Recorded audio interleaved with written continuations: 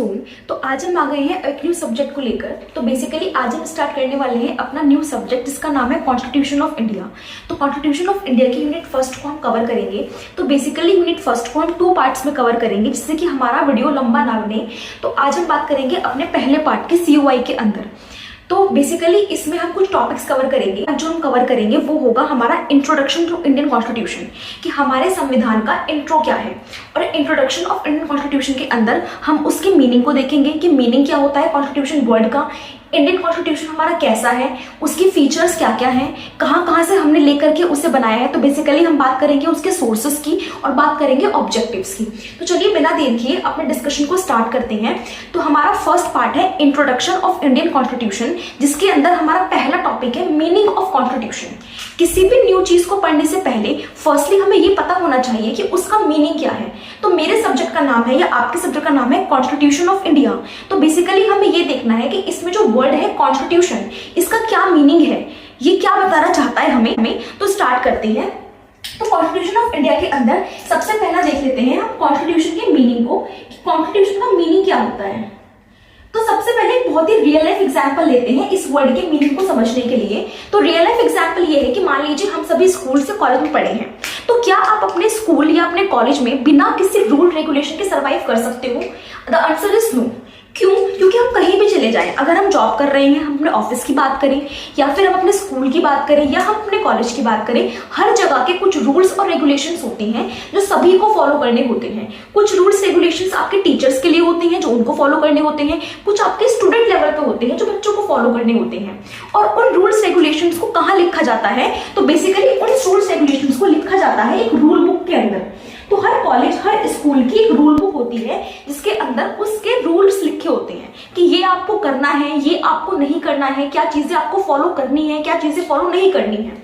ठीक है। और उसी अकॉर्डिंग वो स्कूल, कॉलेज या वो ऑफिस आपका चल रहा होता है, राइट। उसी प्रकार हमारे देश में कुछ रूल्स और रेगुलेशंस हैं। हमारे देश की रूल बुक है और हमारे देश की रूल बुक का नाम क्या है? हमारा प्यारा संविधान या हमारा प्यारा कॉन्स्टिट्यूशन।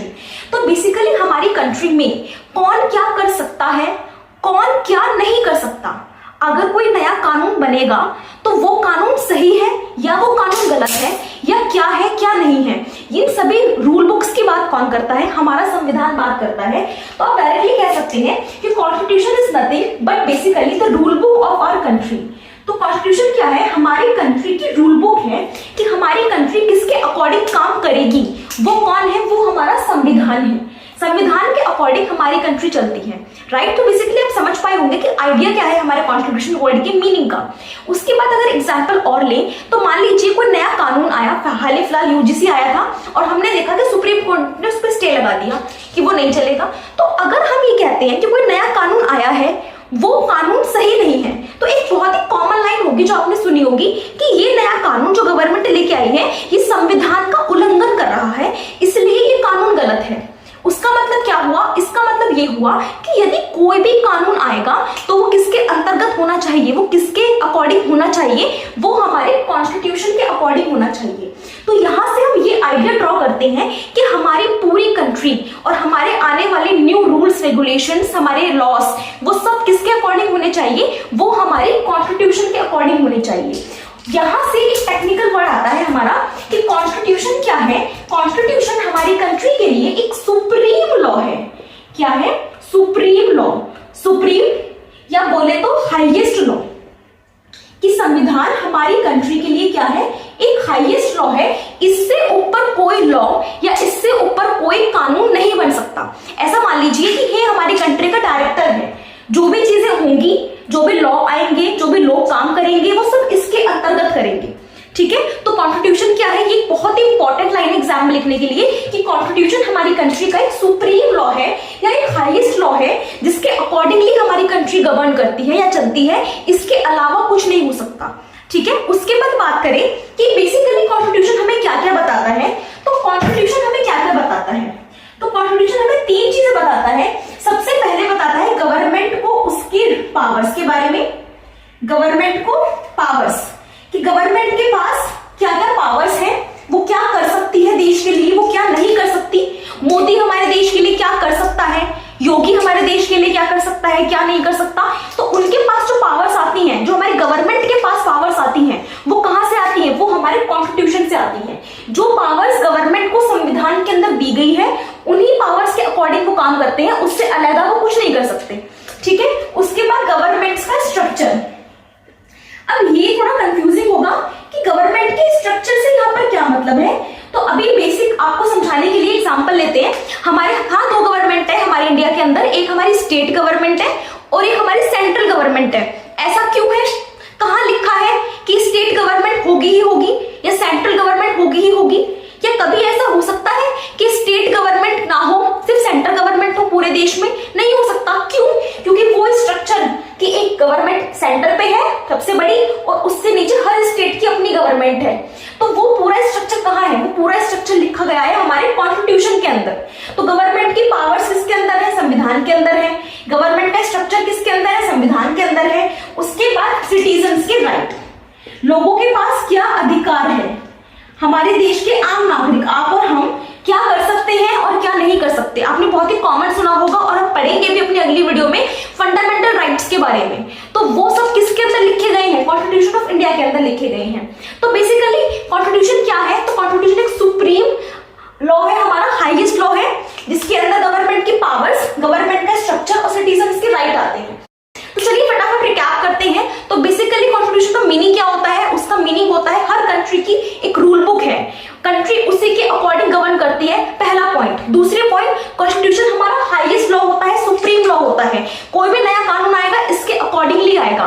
उसके अलावा हमारी गवर्नमेंट की पावर्स, उसका स्ट्रक्चर, सिटीजन्स के राइट और डेमोक्रेसी को मेंटेन करना, ये सब कुछ किसके अंदर लिखा गया है? कॉन्स्टिट्यूशन ऑफ इंडिया के अंदर लिखा गया है। अब बढ़ते हैं अपने अगले टॉपिक की तरफ, इंडियन कॉन्स्टिट्यूशन की तरफ। बेसिकली तो अब बात करेंगे हमारे इंडियन कॉन्स्टिट्यूशन की। तो बेसिकली अब हम बात करेंगे दो डेट्स के बारे में जो हमें याद करना बहुत जरूरी है हमारे एग्जाम पॉइंट ऑफ व्यू से और हमारे कॉन्स्टिट्यूशन के बारे में। तो सबसे पहले जो डेट आती है वो आती है हमारी 26 नवंबर 1949। 26 नवंबर 1949 हमारी वो डेट है जिस डेट पे हमारे कॉन्स्टिट्यूशन को अडॉप्ट किया गया था। तो बेसिकली हमारा जो संविधान था वो 26 नवंबर 1949 को बनकर के तैयार हो गया था और इसी दिन हमने उसे अडॉप्ट कर लिया था। उसके बाद अगली जो डेट हमारी आती है, एक इंपॉर्टेंट डेट, वो है हमारी 26 जनवरी 1950। जी हाँ, ये वही डेट है जिस दिन आप और हम सब मिलकर के रिपब्लिक डे सेलिब्रेट करते हैं। तो ये हमारी वो डेट है जिस दिन हमारे कॉन्स्टिट्यूशन को इम्प्लीमेंट किया गया था। तो कॉन्स्टिट्यूशन को इम्प्लीमेंट करने की वजह से ही हम इस दिन को गणतंत्र दिवस यानी कि रिपब्लिक डे के रूप में मनाते हैं। तो these two dates are really very important. 26 November 1949 जब हमने लागू किया है अपने संविधान को या अडॉप्ट किया है, और 26 जनवरी 1950 जब हमने उसे इम्प्लीमेंट कर दिया है अपने देश के अंदर। ठीक है, तो बेसिकली अब बात करते हैं अगले पॉइंट की तरफ। हमारा अगला पॉइंट ये कहता है कि हमारा जो संविधान है वो हमारी इंडियन गवर्नमेंट को 3 ऑर्गन्स में डिफाइन करता है। तो हमारा कॉन्स्टिट्यूशन हमारी गवर्नमेंट के 3 ऑर्गन्स के बारे में बात करता है और वो 3 ऑर्गन्स हैं आपका लेजिस्लेचर, एग्जीक्यूटिव और जुडिशरी। आई रिपीट, लेजिस्लेचर या लेजिस्लेटिव, एग्जीक्यूटिव और जुडिशरी। तो लेजिस्लेटिव वो होता है जो कानून को बनाता है, एग्जीक्यूटिव वो होता है जो कानून को इंप्लीमेंट करता है और जुडिशरी वो होता है जो उस कानून को इंटरप्रेट करता है। एग्जाम्पल ले लेते हैं। लेजिस्लेचर ने एक कानून बनाया कि बिना हेलमेट पहने आप बाइक नहीं चला सकते। ये कानून बनाया गया है किसके द्वारा? लेजिस्लेटिव के द्वारा। अब उसके अलावा हमारी ट्रैफिक पुलिस या हमारी जो पुलिस अथॉरिटीज हैं वो उस बात का ध्यान रखती हैं, वो ग्राउंड रियलिटी पे उसको इम्प्लीमेंट करती हैं, राइट। तो वो इस बात का ध्यान रखती हैं कि जो लोग आ रहे हैं जा रहे हैं रोड पे उन्होंने हेलमेट प्रॉपर्ली वियर कर रखा हो।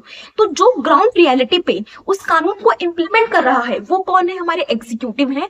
अब मान लीजिए किसी व्यक्ति का चालान कट जाता है, लेकिन उस व्यक्ति का कहना यह है कि उसका चालान अंदर मतलब गलत तरीके से काटा गया है, नहीं काटा जाना चाहिए था। तो वो व्यक्ति कहाँ जाएगा उसकी सुनवाई के लिए? वो व्यक्ति जाएगा आपका कोर्ट में। कोर्ट उस बात की, उस मामले की तह तक जाएगा और इस बात का पता लगाएगा कि क्या वाकई में उसका चालान गलत तरीके से काटा गया है या वो व्यक्ति झूठ बोल रहा है। तो बेसिकली उस सिचुएशन पे कोर्ट उस रूल को इंटरप्रेट करेगा, उसके मीनिंग को समझेगा कि क्या उस व्यक्ति का चालान सही काटा गया या गलत काटा गया। तो ये पावर किसके पास है? हमारे जुडिशरी के पास है। तो लेजिस्लेटिव वो होता है जो कानून को बनाता है, जैसे कि हमारे देश में पार्लियामेंट यानी कि हमारी संसद वो है जो कानून बनाती है। एग्जीक्यूटिव वो पार्ट होता है जो हमारे उसको इंप्लीमेंट करता है। कानून बन गया, क्या संसद के लोग आएंगे इंप्लीमेंट करने के लिए? एग्जीक्यूटिव उसको इंप्लीमेंट करता है। जुडिशरी वो है जो उस कानून को देखता है कि वो हमारे संविधान से वेरीफाई हो रहा है या नहीं हो रहा है। अगर किसी व्यक्ति ने ये कहा कि उसका चालान गलत काटा गया तो क्या वाकई में गलत काटा गया? बाकी इन तीनों टॉपिक में हम लेंगे अपने यूनिट 2 में। अब बढ़ते हैं अपने अगले पॉइंट की तरफ। अब हमारा अगला जो पॉइंट है वो है हमारा फीचर्स ऑफ इंडियन कॉन्स्टिट्यूशन। तो यहाँ पे हम कुछ फीचर्स की बात कर लेते हैं। तो सबसे पहला जो फीचर है वो है हमारा रिटन कॉन्स्टिट्यूशन। तो फर्स्ट फीचर जो है हमारे संविधान का वो है कि हमारा जो संविधान है वो रिटन है। फर्स्ट है हमारा रिटन कॉन्स्टिट्यूशन। इसका मतलब ये है कि हमारा जो कॉन्स्टिट्यूशन है वो रिटन डॉक्यूमेंट है। मान लीजिए कि किसी भी देश में किसी किसी कंट्री में ऐसा भी है कि वहां पे जो कॉन्स्टिट्यूशन है वो रिटन डॉक्यूमेंट नहीं है, वहां जो रूल्स रेगुलेशंस बनी हुई है वो ओरल है। लेकिन आपको और हमको सबको पता है कि अगर हमें किसी चीज की डॉक्यूमेंटेशन प्रॉपर करनी है तो उसका रिटन होना बहुत इंपॉर्टेंट है।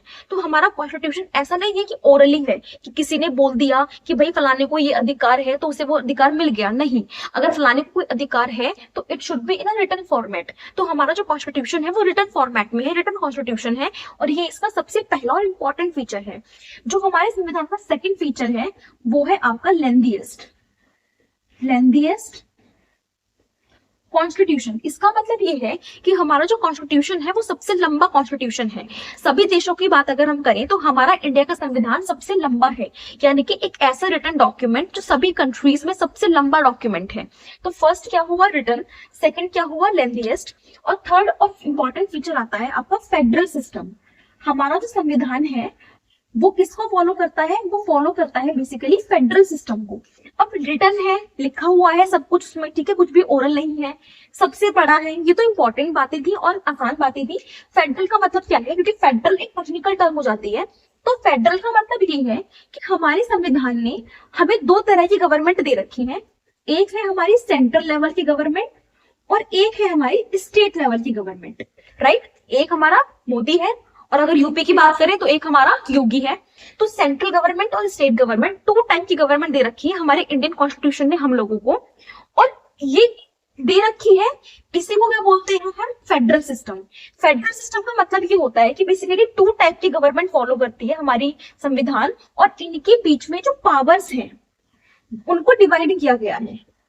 कुछ पावर्स हमारे प्राइम मिनिस्टर मोदी के पास है जो पूरे देश को चला रहे हैं, और हमारे स्टेट को चलाने वाले हमारे चीफ मिनिस्टर योगी, कुछ पावर उनके पास होती है। तो फेडरल सिस्टम का मतलब क्या होता है, एक ऐसा संविधान जिसमें सेंट्रल गवर्नमेंट भी हो, स्टेट गवर्नमेंट भी हो, और उनके बीच में जो पावर्स हो उनको डिवाइड किया गया हो, है ना।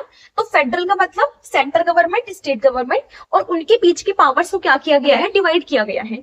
तो तीन फीचर्स कौन कौन से हुए, रिटन कॉन्स्टिट्यूशन, लेंथीएस्ट कॉन्स्टिट्यूशन, और फॉलो क्या करता है, फेडरल सिस्टम को। अगला हमारा आता है फोर्थ पॉइंट है इंडिपेंडेंट जुडिशरी। इंडिपेंडेंट जुडिशरी, इसका मतलब क्या हुआ, इसका मतलब ये हुआ कि हमारे देश की जो लॉ है, हमारे देश के जो कोर्ट है, सुप्रीम कोर्ट हो गया, हाई कोर्ट हो गया, वो इंडिपेंडेंट है। यानी कि मान लीजिए कि हमारी पार्लियामेंट ने कोई लॉ बनाया, है ना। अब क्या सुप्रीम कोर्ट को अगर वो लॉ गलत लगा तो वो उस पर स्टे लगा सकता है, वो उसको रद्द कर सकता है। क्यों कर सकता है, क्योंकि हमारे यहाँ की जो जुडिशरी है वो इंडिपेंडेंट है, वो अपने आजादी से काम करती है। अगर उसे गवर्नमेंट का लाया गया कोई भी कानून या कोई भी चीज गलत लगती है तो वो तुरंत उस पर स्टे लगा सकती है, उसको वही स्टॉप कर सकती है। ये हर देश की जुडिशरी नहीं कर सकती। इंडिपेंडेंट जुडिशरी जिस देश में होगी, जहां पे जुडिशरी को अपने अकॉर्डिंग, अपनी स्वाधीनता से काम करने की आजादी होगी, उसी देश की जुडिशरी इस काम को कर सकती है। तो रिटर्न है, लेंदी है, फेडरल सिस्टम है, इंडिपेंडेंट जुडिशरी है। उसके बाद अगला फीचर आता है हमारे संविधान का कि हमें क्या मिले हुए हैं, हमें डीपीएसपी मिले हुए हैं। डीपीएसपी को पार्ट 2 में कवर करेंगे। इसी यूनिट की फुल फॉर्म क्या होती है, directive principles of state policy. मतलब कि हमें डीपीएसपी के अंदर रास्ता दिखाया गया है कि हमारी कंट्री को हमारी गवर्नमेंट कैसे गवर्न करेगी। ठीक है, डीपीएसपी का मतलब होता है कुछ पॉइंट लिखे होते हैं, हमारी कंट्री में जब गवर्नमेंट आती है तो वो उन पॉइंट्स का ध्यान रखते हुए हमारी कंट्री को चलाती है। गवर्नमेंट ऐसा कुछ भी काम नहीं कर सकती जो डीपीएसपी को फॉलो ना करता हो। गवर्नमेंट को सारे वही काम करने होते हैं जो डीपीएसपी के अंदर लिखे गए होते हैं। ठीक है, बाकी इसको हम कवर करेंगे यूनिट 1 के सेकंड पार्ट में, राइट। तो लेंथीएस्ट है, रिटर्न है, फेडरल सिस्टम है, इंडिपेंडेंट जुडिशरी है, और सिक्स्थ हमारा फीचर क्या है कि हमारे पास फंडामेंटल राइट्स हैं। तो बेसिकली हमारा जो संविधान है वो अपने देश की जनता को क्या देता है, कुछ फंडामेंटल राइट्स देता है, जो हमारे लिए बहुत इंपॉर्टेंट होते हैं। अगेन डीपीएसपीस और फंडामेंटल राइट्स को हम इसी यूनिट के पार्ट 2 में डिटेल में जानेंगे। फिलहाल आप इनको फीचर्स के लिए याद कर लीजिए। तो रिटर्न है, लेंदी है, फेडरल सिस्टम है, इंडिपेंडेंट जुडिशरी है, डीपीएसपी है, फंडामेंटल राइट्स है। फटाफट रिकैप करते हैं। तो इंडियन कॉन्स्टिट्यूशन के कुछ फीचर्स को हमने देखा। सबसे पहला हमारा डॉक्यूमेंट रिटर्न होता है। सेकंड सबसे लंबा संविधान है। थर्ड फेडरल सिस्टम है, स्टेट गवर्नमेंट होगी, सेंट्रल गवर्नमेंट होगी, दोनों की पावर्स डिवाइड होंगी। डीपीएसपी हमें दिए गए हैं, directive principles of state policy. Fundamental rights दिए गए हैं और हमारी जुडिशरी इंडिपेंडेंट होती है। अब बढ़ते हैं अपने अगले पॉइंट की तरफ। अब बात करते हैं अपने अगले पॉइंट की। हमारा अगला पॉइंट हमारे एग्जाम पॉइंट ऑफ व्यू से बहुत इंपॉर्टेंट है। हमारा अगला पॉइंट है बेसिक स्ट्रक्चर ऑफ कॉन्स्टिट्यूशन के बारे में। ये बोले तो बेसिक स्ट्रक्चर डॉक्ट्रिन। तो सबसे पहले वही अपनी पुरानी स्ट्रैटेजी अपनाएंगे। बेसिक स्ट्रक्चर का मीनिंग क्या है? तो बात करते हैं, हमारे संविधान को क्या कभी चेंज किया जा सकता है? क्या समय के साथ उसमें बदलाव की जरूरत है? मान लीजिए क्या एक्चुअल में यही है कि 1949 या 1950 के आसपास हमारे संविधान को बनाया गया था। तब से लेकर अब तक हमारी टेक्नोलॉजी में, हमारे देश में, लोगों में, उनकी सोच में, है ना, बहुत सारे बदलाव हुए हैं। जो चीजें 1949 में थी वो चीजें अब नहीं है। बहुत सी चीजें खराब हुई हैं, बहुत सी चीजें बेहतर हुई हैं। कॉन्स्टिट्यूशन जब बनाया गया था तो उस टाइम के अकॉर्डिंग बनाया गया था। हालांकि हमारे जो मेकर्स थे उन्होंने पूरी कोशिश करी थी कि दूरदृष्टिकोण का वो यूज करें हमारे संविधान को बनाते वक्त। बट ऑब्वियसली बहुत सारी चीजें हैं जो समय के साथ बदलती हैं। अब समय के साथ चीजें बदल गई, लोग बदल गए, सोच बदल गई, टेक्नोलॉजी बदल गई। तो क्या संविधान को बदलने की जरूरत है? The answer is yes. Constitution को चेंज करने की रिक्वायरमेंट तो है, इसमें तो कोई डाउट नहीं है, क्योंकि तब हमारे पास टेक्नोलॉजी उतनी ज्यादा नहीं थी। अब टेक्नोलॉजी है। अगर टेक्नोलॉजी है तो डेटा इशू है, प्राइवेसी का इशू है ना। तो कॉन्स्टिट्यूशन को चेंज करने की रिक्वायरमेंट है। और टेक्निकल में बोले, कॉन्स्टिट्यूशन में अमेंडमेंट करने की रिक्वायरमेंट तो है। तो अमेंडमेंट एक टेक्निकल वर्ड है हमारा, अमेंडमेंट। इसका मतलब होता है कॉन्स्टिट्यूशन में चेंज करना। लेकिन चेंज करने का क्या मतलब है? चेंज करने का क्या मतलब है, इसी बात को सुप्रीम कोर्ट बताता है आपके बेसिक स्ट्रक्चर में। सुप्रीम कोर्ट का कहना यह है कि parliament has the power amend the constitution. मतलब कि जो हमारी संसद है, जो हमारा पार्लियामेंट है, उसके पास ये पावर है कि वो कॉन्स्टिट्यूशन को अमेंड कर सकती है या उसको चेंज कर सकती है। बट चेंज करते टाइम उसे एक बात का ध्यान रखना है कि कॉन्स्टिट्यूशन का जो बेसिक स्ट्रक्चर है वो नहीं बदलना चाहिए, है ना। बेसिक स्ट्रक्चर का मतलब होता है कि हमारे कॉन्स्टिट्यूशन का जो ऑब्जेक्टिव है, जो विजन है, या उसको बनाने का जो पर्पस है वो नहीं बदलना चाहिए। मान लीजिए पार्लियामेंट के पास पावर है अमेंड करने की और उसमें कोई बेसिक स्ट्रक्चर नाम का सीन ही नहीं है। तो बेसिक स्ट्रक्चर अगर नहीं होगा तो फिर पार्लियामेंट के पास ये पावर है कि वो जुडिशरी को खत्म कर दे, सुप्रीम कोर्ट, हाई कोर्ट को जड़ से बटा दे। क्योंकि हमने अक्सर देखा है कि पार्लियामेंट कोई लॉ लाता है तो सुप्रीम कोर्ट उसको रोक देता है। तो ये तो पार्लियामेंट के लिए नेगेटिव बात है। तो क्या पार्लियामेंट के पास ये पावर है कि वो सुप्रीम कोर्ट को ही खत्म कर दे कि जाओ जाओ तुम्हारा कोई काम ही नहीं है? Answer is no. पार्लियामेंट ऐसा नहीं कर सकता। क्यों? क्योंकि सुप्रीम कोर्ट को खत्म करने का, जुडिशरी को खत्म करने का मतलब है कि गवर्नमेंट के एक ऑर्गन को खत्म करना, उसके बेसिक स्ट्रक्चर को चेंज कर देना। तो बेसिकली बेसिक स्ट्रक्चर का मतलब ये होता है इन सिंपल वर्ड्स कि आप मतलब पार्लियामेंट कॉन्स्टिट्यूशन को अमेंड कर सकता है, लेकिन उसका जो फंडामेंटल है, उसके जो बेसिक प्रिंसिपल्स हैं, जो फिलॉसफी है, जो ऑब्जेक्टिव है, आप उनको नष्ट नहीं कर सकते। बेसिक स्ट्रक्चर कॉन्सेप्ट कहां से आया था? तो 1973 में एक केस है, एक जजमेंट है, केशवानंद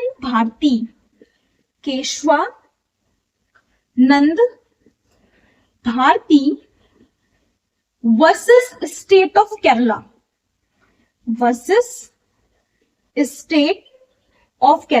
ये वो फेमस जजमेंट है जिस जजमेंट का एक बहुत इंपॉर्टेंट आउटकम था, जो कि क्या था? Basic structure doctrine. आपको अपने एग्जाम पॉइंट ऑफ व्यू से ईयर याद रखना है कि 1973 में एक बहुत फेमस जजमेंट है सुप्रीम कोर्ट के केस का। उस केस का नाम क्या है? Kesavananda Bharati versus state of Kerala case. इस केस का आउटकम है, इस केस का रिजल्ट है हमारा बेसिक स्ट्रक्चर डॉक्ट्रिन। और बेसिक स्ट्रक्चर का मतलब है कॉन्स्टिट्यूशन के बेसिक फंडामेंटल्स को, उसके ऑब्जेक्टिव्स को, उसके विजन को आप नष्ट नहीं कर सकते, भले ही पार्लियामेंट उसे अमेंड कर सकती हो। अब कौन कौन से पॉइंटर्स कवर किए जाते हैं हमारे बेसिक स्ट्रक्चर में, उनको देख लेते हैं। तो हमारे बेसिक स्ट्रक्चर में कुछ इंपॉर्टेंट पॉइंटर्स कवर किए जाते हैं, जैसे सुप्रीम लॉ। फर्स्ट क्या है? फर्स्ट है हमारा सुप्रीम लॉ। सुप्रीम लॉ का मतलब क्या है? पार्लियामेंट अमेंड कर सकती है, पार्लियामेंट क्या नहीं चेंज कर सकती? सुप्रीम लॉ को। तो सुप्रीम कोर्ट का कहना यह है कि सुप्रीम लॉ का मतलब यह है कि कॉन्स्टिट्यूशन सुप्रीम लॉ था, है और रहेगा। कॉन्स्टिट्यूशन से बड़ा ना ही कोई कानून पहले हुआ करता था 1949 में, और ना ही कोई कानून आज है 2026 में, और ना ही कोई कानून आगे होगा। तो फर्स्ट बेसिक स्ट्रक्चर का पॉइंटर क्या है? Supreme law. संविधान सबसे बड़ा लॉ था, हाईएस्ट लॉ है और हमेशा रहेगा, उसको कोई अमेंड नहीं कर सकता। ठीक है, फर्स्ट पॉइंट ये। सेकेंड पॉइंट आता है हमारा फेडरल सिस्टम। हमारा क्या चीज नहीं हो सकता? तो पार्लियामेंट अमेंड कर सकती है, पार्लियामेंट क्या चीज नहीं कर सकती? फेडरल सिस्टम को। फेडरल का मतलब क्या? कि हमारे देश में सेंट्रल गवर्नमेंट भी है और स्टेट गवर्नमेंट भी है, थी और रहेगी। कभी भी पार्लियामेंट इस बात को अमेंड नहीं कर सकता कि वो सेंट्रल गवर्नमेंट को या स्टेट गवर्नमेंट को खत्म कर दे। ये दोनों गवर्नमेंट थी, है और रहेगी, और हमेशा इनके बीच में जो पावर का डिवीजन है वो रहेगा, वो कभी बदला नहीं जा सकता। ठीक है, तो दो हमारे पॉइंटर्स आए बेसिक स्ट्रक्चर के। थर्ड पॉइंटर आता है हमारा इंडिपेंडेंट जुडिशरी या बेसिकली जुडिशरी। मतलब कि जुडिशरी के पास हमेशा से पावर रही है कि पार्लियामेंट के लाए गए कानून को एक बार ओवरलुक करती है, जिसको बोलते हैं जुडिशियल रिव्यू। तो पार्लियामेंट के जो कानून आते हैं जिसमें आपका वायलेशन होता है या फिर दिक्कतें होती हैं, तो जुडिशरी उसको ओवरलुक करती है। जुडिशरी बेसिकली चेक करती है कि पार्लियामेंट जो कानून लाई है वो संविधान को फॉलो कर रहा है या नहीं कर रहा, और अगर वो नहीं कर रहा होता तो उसको रोक दिया जाता है। तो जुडिशरी के पास ये पावर शुरुआत में भी थी, अभी भी है और आगे भी रहेगी, क्योंकि पार्लियामेंट अगर कोई कानून लाएगा तो जुडिशरी उसको हमेशा देखेगा, देखता आया है और आगे भी देखता रहेगा। ये वाला हमारा किसका पार्ट है? बेसिक स्ट्रक्चर का। इसको पार्लियामेंट कभी बदल नहीं सकता। उसके बाद आपका नेक्स्ट आता है पार्लियामेंट्री सिस्टम। नेक्स्ट क्या है? Parliamentary system. पार्लियामेंट्री सिस्टम का मतलब क्या होता है? हमने देखा था स्टार्टिंग में कि हमारी गवर्नमेंट के 3 ऑर्गन होते हैं, लेजिस्लेचर, एग्जीक्यूटिव और जुडिशरी। क्या कभी पार्लियामेंट ऐसा कर सकता है कि जुडिशरी खत्म कर दे या एग्जीक्यूटिव खत्म कर दे? नहीं। हमारी गवर्नमेंट के 3 ऑर्गन्स हैं, एक कानून बनाने वाला लेजिस्लेचर, एक उनको इंप्लीमेंट करने वाला एग्जीक्यूटिव, और एक उनको देखरेख करने वाला जुडिशरी। ये तीनों ऑर्गन्स तब भी थे, अब भी है और आगे भी रहेंगे। ये किसका पार्ट है? बेसिक स्ट्रक्चर का। इनको पार्लियामेंट कभी बदल नहीं सकता। Supreme law, federal system, judiciary, parliamentary system.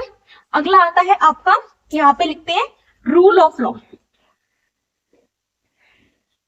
Rule of law का मतलब कानून की नजरों में सब बराबर हैं, थे और रहेंगे। ना कभी कोई ऊपर हो सकता है, ना कभी कोई नीचे हो सकता है, सब इक्वल है। ये भी किसका पार्ट है? बेसिक स्ट्रक्चर डॉक्ट्रिन का। इसको पार्लियामेंट अमेंड नहीं कर सकता। अगला पॉइंटर क्या है? अगला पॉइंट है हमारा सेक्युलरिज्म का। तो अगला क्या है हमारा बेसिक स्ट्रक्चर में?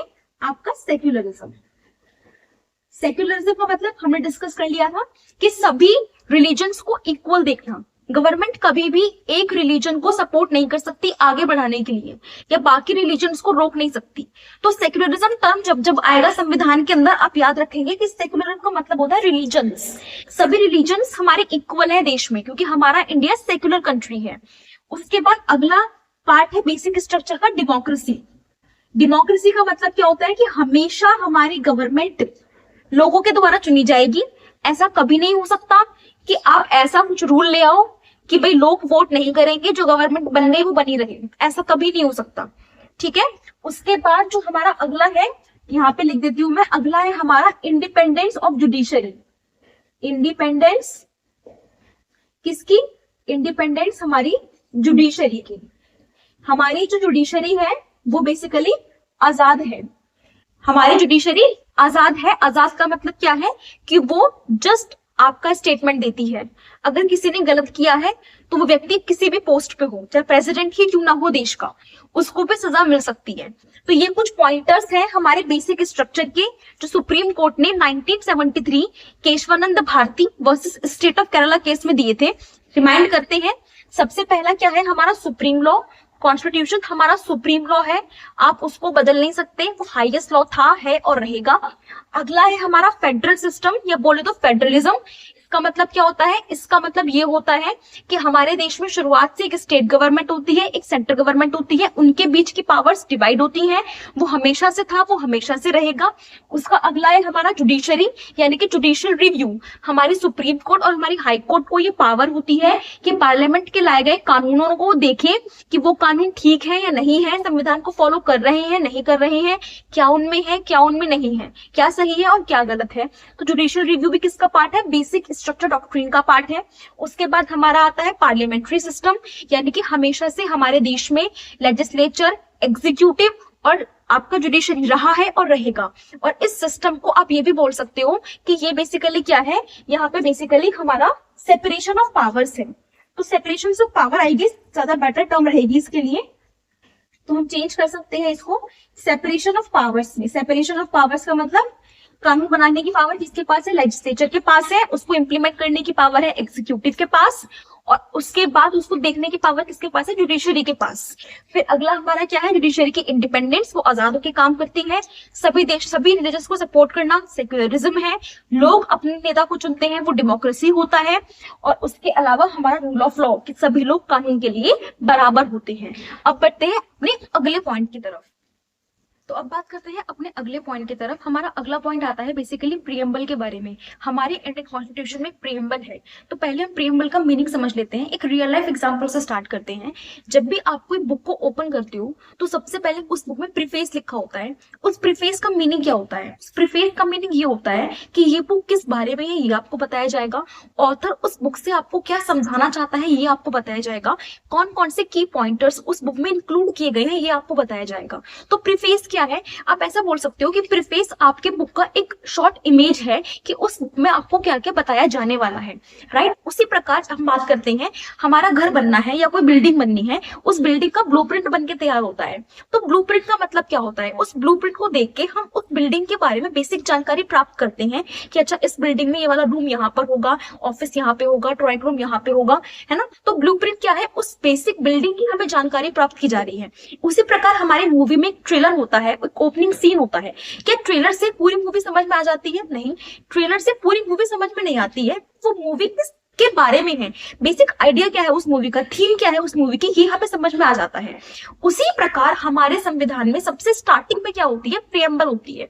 तो प्रीएम्बल क्या है, प्रीएम्बल हमारे कॉन्स्टिट्यूशन का एक ओपनिंग सीन है, राइट। प्रीएम्बल क्या है, प्रीएम्बल हमारे संविधान का एक ओपनिंग सीन है।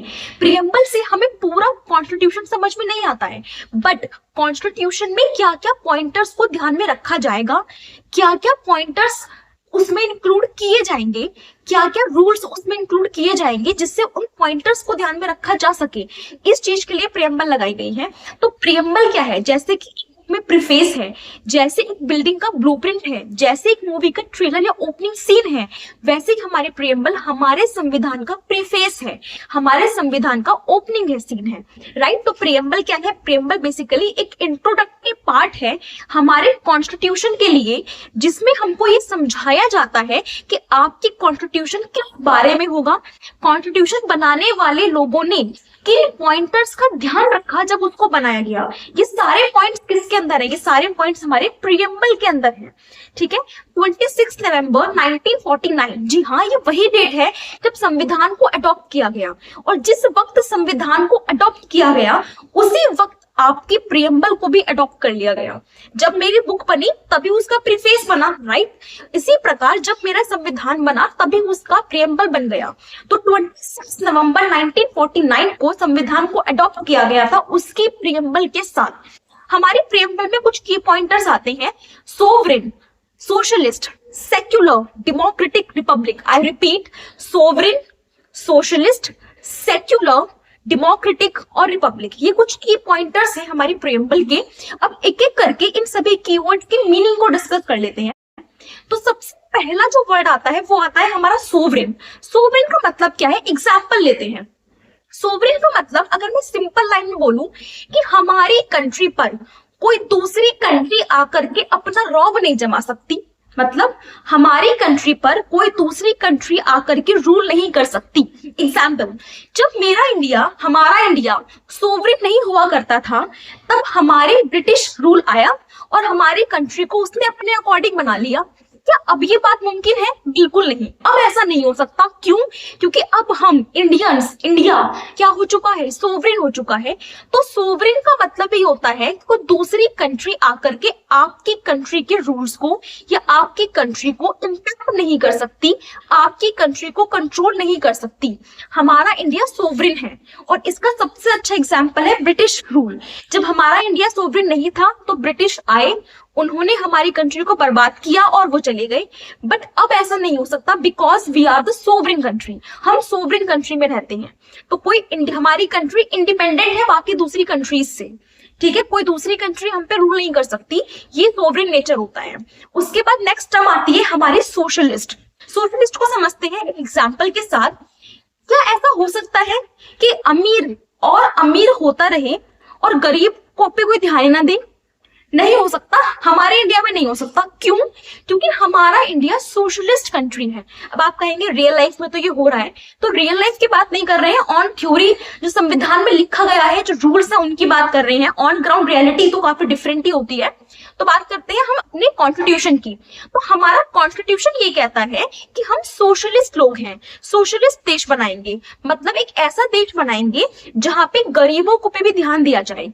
तो हमारी गवर्नमेंट आए दिन कुछ ना कुछ ऐसी वेलफेयर स्कीम्स लाती है जो पुअर पीपल को हेल्प करते हैं। जैसे कि राशन कार्ड की स्कीम है ना। राशन कार्ड की स्कीम में क्या है, फ्री में आपका अनाज दिया जाता है हमारे पुअर लोगों को, जो बिलो पॉवर्टी लाइन लोग होते हैं। तो ऐसी वेलफेयर स्कीम्स जो पुअर लोगों को या जरूरतमंद लोगों को मदद देने के लिए आती हैं, वो स्कीम्स क्यों आती हैं? वो स्कीम्स इसलिए आती हैं क्योंकि हमारी जो कंट्री है वो सोशलिस्ट कंट्री है। और सोशलिस्ट कंट्री का बेसिक आइडिया ये होता है कि आप सभी को लेकर के चलेंगे। आप गरीब, जो आपके बिलो पॉवर्टी लाइन लोग हैं या जो पुअर लोग हैं, जरूरतमंद लोग हैं, उनको भी आगे बढ़ाएंगे, उन पर भी ध्यान देंगे।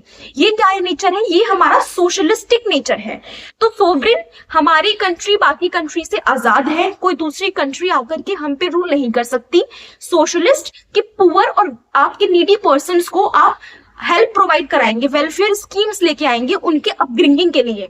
ये क्या है? ये हमारा सोशलिस्ट नेचर है। अगला नेचर आता है हमारा सेक्युलर। सेक्युलर का मतलब क्या है? क्या हमारे देश में सिर्फ हिंदू प्रजाति के लोग रहते हैं? नहीं, हमारे देश में अलग अलग धर्मों के लोग रहते हैं और एक साथ रहते हैं। क्या कभी ऐसा हो सकता है कि हिंदू को किसी फेस्टिवल मनाने के लिए मना किया गया हो कि भाई आप दिवाली नहीं मना सकते, या मुस्लिम्स लोगों से कहा जाए आप ईद नहीं मना सकते, या फिर आप जैन लोगों से क्रिसमस नहीं मना सकते? नहीं, सभी धर्मों के लोग रहते हैं, आपस में मिलजुल के रहते हैं, सभी के बीच में फ्रेंडशिप होती है, सभी अपने फेस्टिवल्स को मनाते हैं। तो ऐसा क्यों हो पा रहा है? ऐसा इसलिए हो पा रहा है क्योंकि हमारी जो कंट्री है वो एक सेक्युलर राष्ट्र है, सेक्युलर कंट्री है। इसका मतलब ये होता है कि हम हर एक धर्म को इक्वली समझते हैं। हमारे लिए ऐसा बिल्कुल नहीं है कि हिंदू सबसे ऊपर है और बाकी धर्म सबसे नीचे है, या हिंदू सबसे नीचे है बाकी कोई और धर्म सबसे ऊपर है। ऐसा बिल्कुल नहीं है। हम सेक्युलर कंट्री को फॉलो करते हैं, यानी कि हर एक धर्म के लोग हमारी कंट्री में रहते हैं और उनको आजादी दी गई है कि वो अपने फेस्टिवल्स को, अपनी एजुकेशन को, अपनी लैंग्वेज को आगे बढ़ाएं। और ये फंडामेंटल राइट में भी डिस्कस किया गया है, हम वहां पे डेप्थ में इसको लेंगे। तो सेक्युलर का मतलब होता है कि सभी धर्मों के लोग हमारी कंट्री में रहते हैं, हमारी गवर्नमेंट हर एक धर्म को इक्वली सपोर्ट करती है, वो किसी में बायस्ड या पार्शियल नहीं हो सकती। तो सोवरेन, कोई दूसरा देश हम पे कंट्रोल नहीं कर सकता। सेक्युलर, हम सभी धर्मों के साथ रहते हैं। और उसके बीच में क्या आया था? सोशलिस्ट, यानी कि हम सभी लोगों को लेकर के चलते हैं, गरीबों को पीछे नहीं छोड़ सकते, उनके लिए भी वेलफेयर स्कीम्स का लाना बहुत इंपॉर्टेंट है। अगला जो हमारा आता है वो है हमारा डेमोक्रेटिक। डेमोक्रेटिक का मीनिंग क्या होता है? डेमोक्रेटिक का मीनिंग ये होता है कि हमारे इंडिया में जो गवर्नमेंट बनती है वो लोगों के द्वारा चुनी जाती है, राइट। ऐसा नहीं होता कि अगर एक गवर्नमेंट आ गई तो सालों साल वही राज करेगी। हर 5 ईयर्स में, एवरी 5 ईयर में हमारी कंट्री में इलेक्शन होता है और हमारे देश के लोगों को वोटिंग राइट दिया गया है कि वो अपनी गवर्नमेंट को चूज करें। इसका मतलब होता है हमारा कंट्री डेमोक्रेटिक कंट्री है, राइट। डेमोक्रेटिक कंट्री का मतलब यही होता है कि एवरी 5 ईयर या एवरी एक ड्यूरेशन के बाद इलेक्शंस होंगे देश में और वहां की जनता ये डिसाइड करेगी कि उनका रिप्रेजेंटेटिव कौन होगा या उन पर रूल कौन करेगा। तो डेमोक्रेटिक हमारी कंट्री है। ये भी कहाँ लिखा हुआ है? हमारे प्रियम्बल में लिखा हुआ है। उसके बाद अगला प्रियम्बल का वर्ड आता है आपका रिपब्लिक। रिपब्लिक का मतलब ये होता है कि हमारे देश में जो सबसे बड़ा हेड माना जाता है वो माना जाता है हमारे प्रेसिडेंट को। प्रेसिडेंट हमारे देश का पहला नागरिक माना जाता है। तो हमारे देश में जो पहला नागरिक है यानी कि जो सबसे बड़ी पोस्ट है वो हमारे प्रेसिडेंट की है और प्रेसिडेंट को भी लोगों के द्वारा चुना जाता है। अब बहुत से लोग इसमें कंफ्यूज होंगे कि प्रेसिडेंट को तो हम नहीं चुनते हैं। तो बेसिकली इसका बहुत ही अलग कॉन्सेप्ट है कि आपके प्रेसिडेंट को आपके लोग, आप डायरेक्टली नहीं चूज करते, आप चूज करते हो आपके लोगों को और फिर वो चूज करते हैं आपके प्रेसिडेंट को। तो इलेक्शन ऑफ प्रेसिडेंट एक काफी अलग टॉपिक है, उसको अलग से देखेंगे। पर बेसिक आइडिया यहाँ पे ये है कि हमारे देश का सबसे पहला नागरिक कौन होता है? हमारा प्रेसिडेंट होता है जो आपका इलेक्टेड होता है। और इसको अगर हम समझे एक और तरीके से तो हमारे देश में कोई किंग या क्वीन नहीं है। ऐसा नहीं है कि अगर देश में एक राजा बन गया तो उसका बेटा ही अब राजा बनता रहेगा या एक प्रेसिडेंट बन गया तो अब उसकी पीढ़ी बार बार प्रेसिडेंट बनती रहेगी, ऐसा नहीं है।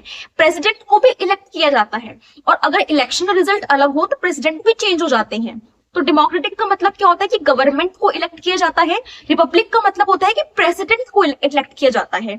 तो प्रियम्बल इंटरफेस होता है यानी कि ओपनिंग सीन होता है हमारे कॉन्स्टिट्यूशन का, जो ये बताता है कि उसमें क्या क्या होने वाला है। 5 कीवर्ड्स होते हैं: सोवरेन, सोशलिस्ट, सेक्युलर, डेमोक्रेटिक और रिपब्लिक। ठीक है, अब बात करते हैं अपने ऑब्जेक्टिव्स ऑफ इंडियन कॉन्स्टिट्यूशन की। और इन ऑब्जेक्टिव्स को किसके अंदर दिया गया है? इन ऑब्जेक्टिव्स को भी प्रियम्बल के अंदर ही दिया गया है। ठीक है, तो अब बात करते हैं ऑब्जेक्टिव्स की, जो हमारे एमरल्ड है किसके अंदर? हमारे प्रियम्बल के अंदर। तो ऑब्जेक्टिव्स की अगर हम बात करें तो हमारा पहला ऑब्जेक्टिव आता है जस्टिस के बारे में। तो जस्टिस एक बहुत ही कॉमन टर्म होती है जो हमने सबने सुनी होती है। जी हाँ, इसका वही मतलब होता है न्याय, मतलब कि सभी को न्याय मिले। अगर किसी व्यक्ति ने गलत किया है तो उसको उसके गलत की सजा मिली।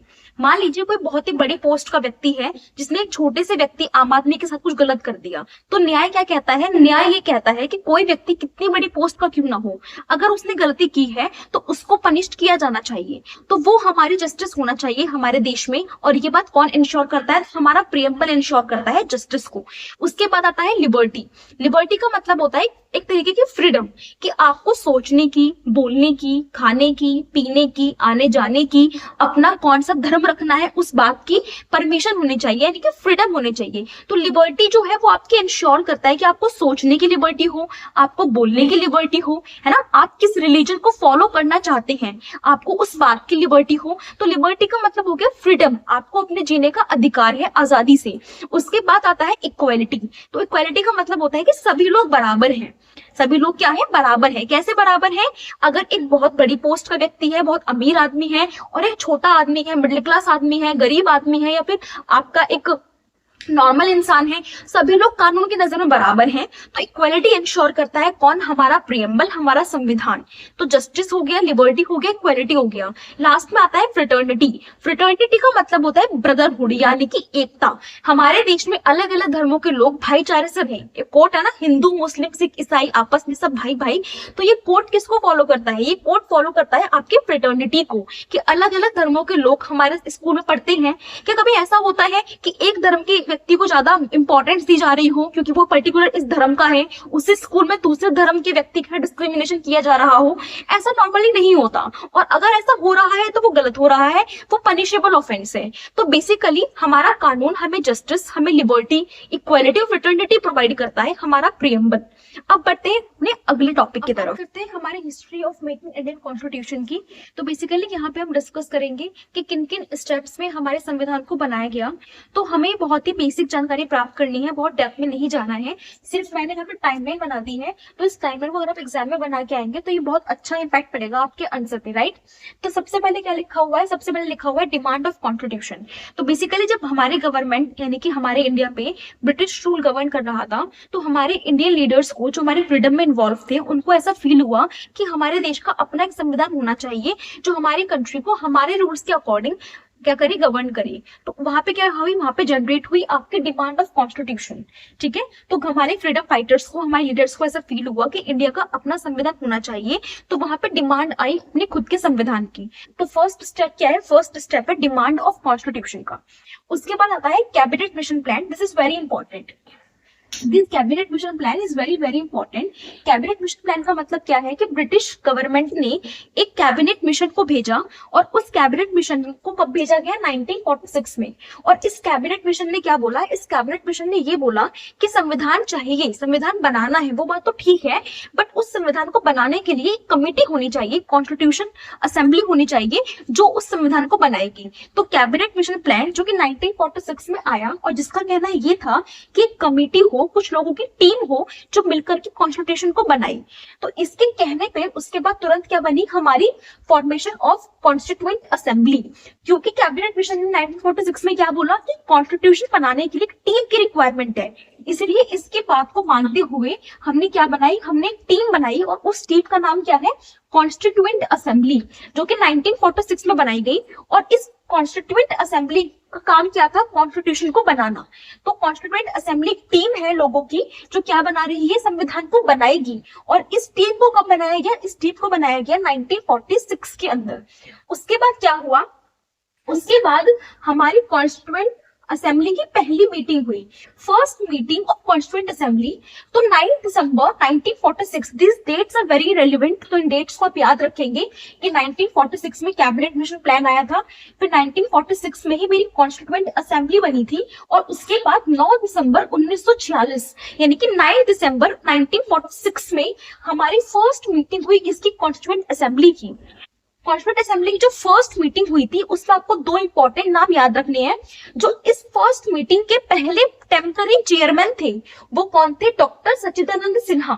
यू नीड टू रिमेंबर कि फर्स्ट कॉन्स्टिट्यूएंट असेंबली की मीटिंग हुई थी 9 दिसंबर 1946 को, और इसके जो टेम्पररी चेयरमैन थे वो थे डॉक्टर सच्चिदानंद सिन्हा, और बाद में इनको हटा के जो चेयरमैन बने वो बने हमारे doctor Rajendra Prasad. You need to remember these two names and this date also. तो first meeting 9 December 1946, temporary chairman doctor Sachchidananda Sinha, और इनको रिमूव करा क्योंकि टेम्पररी थे ना। इनके बाद कौन बने, डॉक्टर राजेंद्र प्रसाद। उसके बाद क्या हुआ, उसके बाद हमारी ड्राफ्टिंग कमेटी बनी, और ड्राफ्टिंग कमेटी हमारी कब बनी, 29 अगस्त 1947 को। ये हमारे हमारे कॉन्स्टिट्यूशन को बनाते टाइम बहुत सारी कमेटीज को बनाया गया है ना। एक हमारी बहुत बड़ी टीम है कॉन्स्टिट्यूएंट असेंबली जो संविधान बना रही है। अब उन असेंबलीज में, इस एक बड़ी असेंबली में छोटी छोटी कमेटी बनाई गई, और हर कमेटी को कुछ टास्क असाइन किए गए। तो वन ऑफ द कमेटी कौन सी थी, one of the main important committee थी, वो थी हमारी ड्राफ्टिंग कमेटी। ऐसा नहीं है कि इस असेंबली में एक ही कमेटी थी, इस असेंबली में बहुत सारी कमेटी थी, बट हमें सारी कमेटी नहीं पढ़नी, हमें एक कमेटी का नाम याद रखना है, और उसका नाम क्या है, ड्राफ्टिंग कमेटी, जिसको 29 अगस्त 1947 में बनाया गया था। और इस कमेटी के जो चेयरमैन थे वो कौन थे, डॉक्टर BR अम्बेडकर। तो इस नाम को, इस कमेटी को और इस डेट को हमें याद रखना है कि कॉन्स्टिट्यूएंट असेंबली की एक इंपॉर्टेंट कमेटी थी ड्राफ्टिंग कमेटी, जो 29 अगस्त 1947 को बनाई गई थी। उसके चेयरमैन थे डॉक्टर BR अम्बेडकर। तो ये पूरा हमारा टाइमलाइन हुआ कि कैसे हमारी कॉन्स्टिट्यूशन को बनाया गया। सबसे पहले लोगों को फील हुआ इंडियंस को कि होना चाहिए, डिमांड आई, कैबिनेट मिशन 1946 में आया, फॉर्मेशन हुआ, फर्स्ट मीटिंग हुई, और उसके अंतर्गत एक कमेटी, ड्राफ्टिंग कमेटी। अब पूछा जाता है कि टाइम कितना लगा, तो 2 साल 11 महीने 18 दिन, 2 years 11 month एंड 18 days, ये टाइम पीरियड था जो लगा हमारे संविधान को बनने में। फिर अडॉप्ट कब किया गया, तो स्टार्टिंग में देख लिया था 26 नवंबर 1949 को अडॉप्ट किया गया। इम्प्लीमेंट कब किया गया, रिपब्लिक डे कब होता है, 26 जनवरी 1950 को इम्प्लीमेंट किया गया। तो यहाँ हमने कवर किया अपने यूनिट के फर्स्ट पार्ट 1 को COI के अंदर। अब बात करेंगे अपने अगले वीडियो में सेकंड पार्ट में, जिसमें हम डिस्कस करेंगे फंडामेंटल राइट को, फंडामेंटल ड्यूटीज को, directive principles of state policy और हमारी यूनिट 1 के बचे हुए टॉपिक्स को। तब तक के लिए थैंक यू, स्टे कनेक्टेड।